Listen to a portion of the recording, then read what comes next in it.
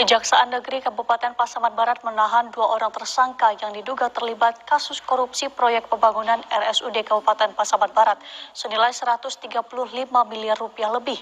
Kedua tersangka yang ditahan merupakan inisial NI yang merupakan PPK dalam proyek tersebut dan HAN selaku pihak ketiga. Kejaksaan Negeri Kabupaten Pasaman Barat melakukan penahanan terhadap 2 orang tersangka yang terlibat dalam kasus dugaan korupsi proyek pembangunan RSUD Kabupaten Pasaman Barat senilai 135 miliar 859 juta rupiah. 2 orang tersangka tersebut langsung ditahan setelah menjalani pemeriksaan beberapa jam dan dipastikan dalam kondisi sehat oleh Kejaksaan Negeri Kabupaten Pasaman Barat. Penetapan dan penahanan kedua tersangka tersebut setelah tim penyidik Kejaksaan Negeri Pasaman Barat mendapatkan alat bukti yang cukup dan telah melakukan pemeriksaan terhadap sejumlah pihak, termasuk hasil perhitungan kerugian negara yang mencapai 20 miliar rupiah akibat korupsi di proyek tersebut.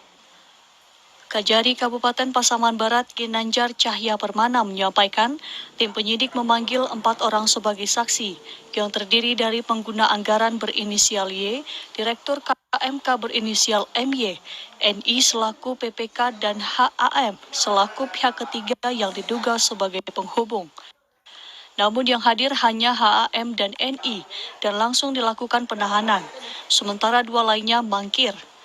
Selain 2 tersangka yang ditahan, 1 orang lagi yang merupakan direktur rekanan proyek tersebut juga ditetapkan sebagai tersangka.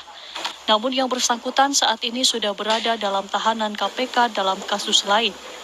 Kejaksaan menegaskan akan terus memproses perkara ini dan tidak menutup kemungkinan akan menyusul tersangka lainnya.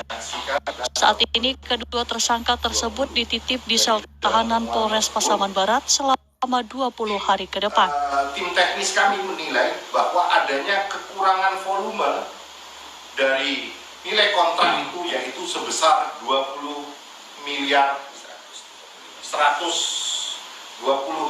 135 juta 86.257 rupiah.